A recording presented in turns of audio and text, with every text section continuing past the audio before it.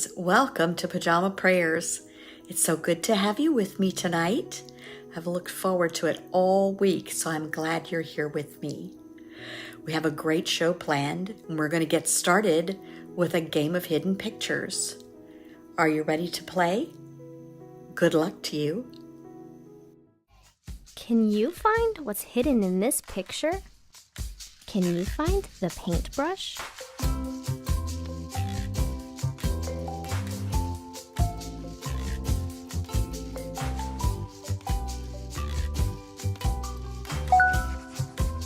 Where is the safety pin?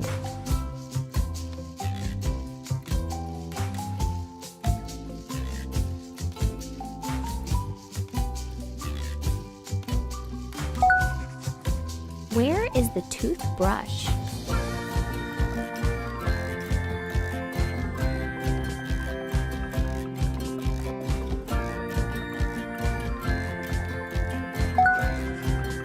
Can you find the golf club?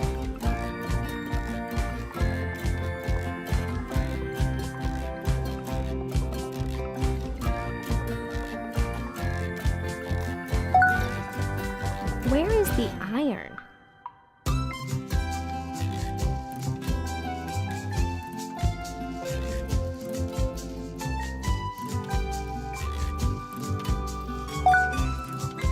Can you find a pen?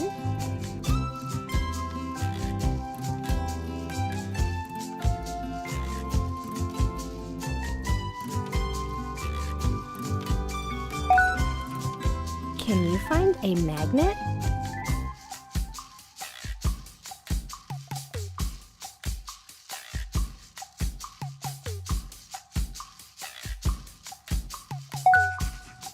Where is the banana?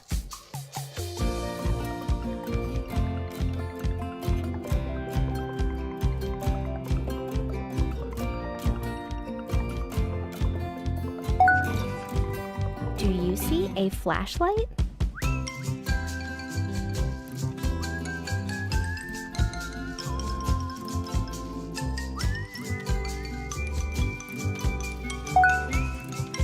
Can you find a sock?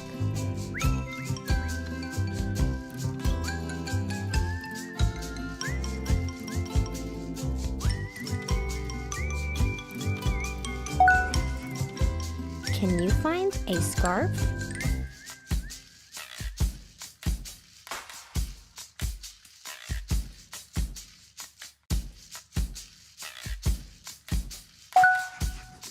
What about a goose?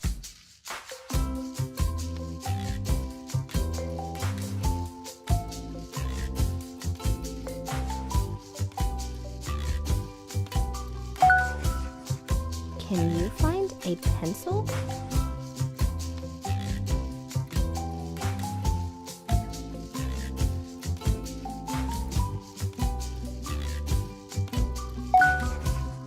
Do you see a teacup?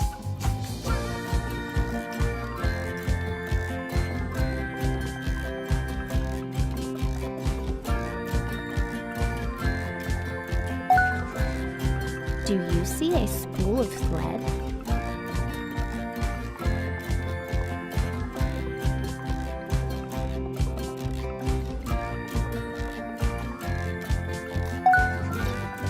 Can you find a sailboat?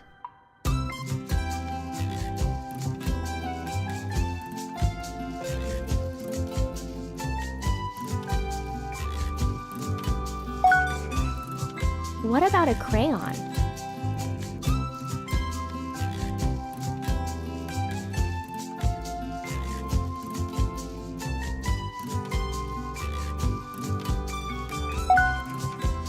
Can you find a sneaker?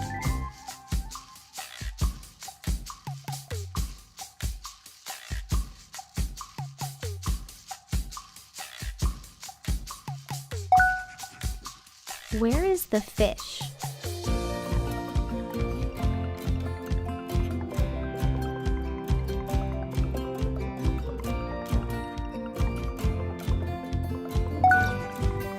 Can you find a hammer?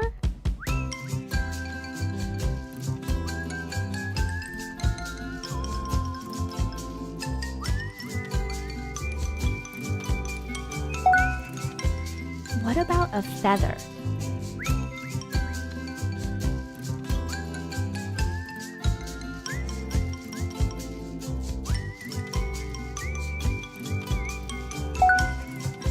Can you find a belt?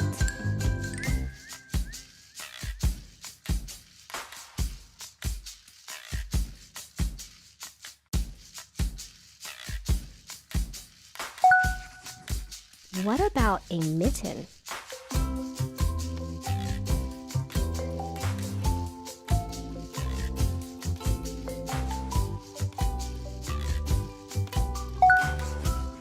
Do you see a carrot?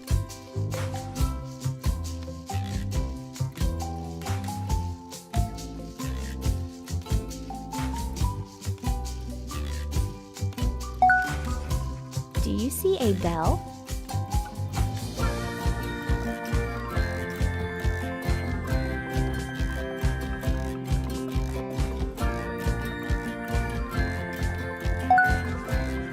Can you find a rake?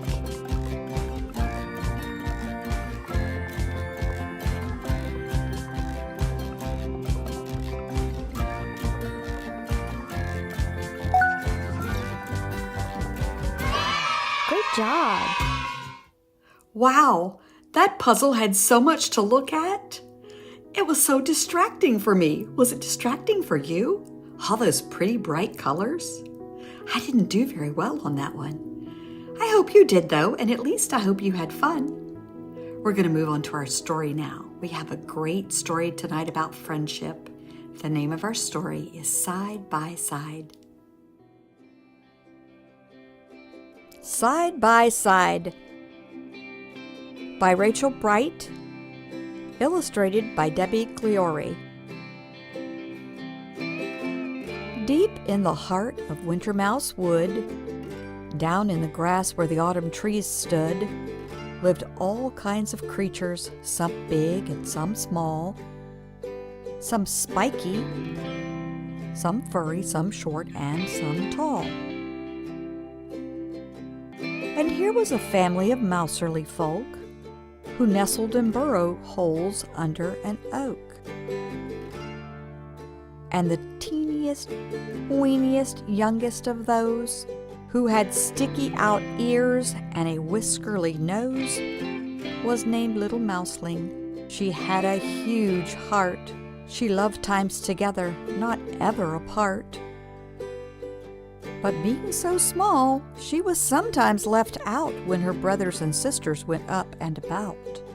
She would scurry and skip as fast as she could, but they scattered so far across Wintermouse Wood. "Wait for me," she would sing. "Don't run, oh, don't hide. Is there nobody here who will sit by my side?" Well, in Wintermouse Wood, you don't have to wait long for one or another to answer your song. "I'll stay by your side, be a friend when you need," came the voice of Toad Flip, who was down in the reeds. "We could bounce up and down and do backflips and jumps, then plop in the water and cool down our rumps." "How lovely," she said, since she longed to dive in. "I do like to bounce, but this mouseling can't swim." From high in the branches a voice echoed down. "Well, then I'll be your friend," bellowed Big Squirrel Brown. "We can pack up a picnic of hazelnut pie, go up side by side till we're touching the sky." "You're too kind," Mouseling replied. "We'd have such a nice time, and I do like nut pie, but I'm too scared to climb." Owl Hooty, she wanted to soar through the sky, but as everyone knows, of course, mouselings can't fly. Batty Fangs, he wanted to stay up till dawn, but even the thought of it made Mouseling yawn. She stared at the sky with her eyes big and wide. Would she ever find one who would stay by her side? And as dark came in shadows and rain dropped in drips, the mouseling ran out of her scurries and skips. So she sat very quiet in her silvery fur. No one seemed perfectly matched for her. It seemed in this world she was out on her own. Deep in Winter Mouse Wood she felt quite alone. But someone had heard her side-by-side song, someone who'd been around all along. He popped up his head from a very small hole, a tiny full, weenimus little black vole. He was awfully quiet and terribly shy, but he couldn't hear Mousely's tears and stand by. He peeped, "I'll be your friend," and he gave her a wink. "Shall we dance ourselves happy? What do you think?" "We could make up some songs," he said, stroking his chin. "Perhaps all of the wood will want to join in." Oh, this was her other. They'd make a great pair. If only she'd noticed he'd always been there. And now that they'd met, there was so much to do. They could do all the things you can do as a two. They could seesaw, play catch, and sit back to back. They could hide in their den and share a nice snack. They could sit and hold paws until daylight was gone. Yes, two little tails are much better than one. They were peas in a pod. They were birds of a feather. They were always best friends, whatever the weather. Two wonderful ones had found a forever, and forever is great when you spend it together.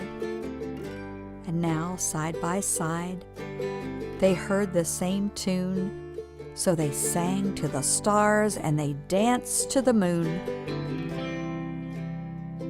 Yes, deep in the heart of Winter Mouse Wood, a friend by your side makes life twice as good.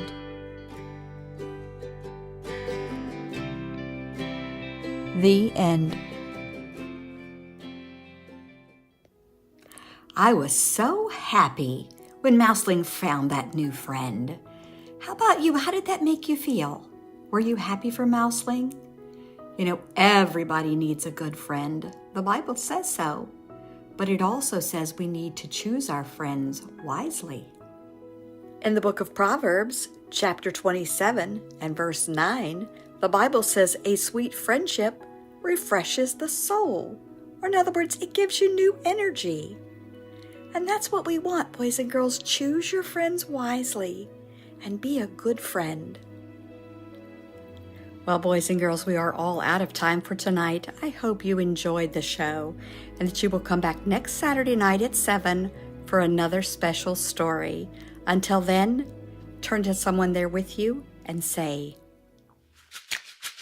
"You are worth more than you know, capable of more than you think, and loved more than you can imagine."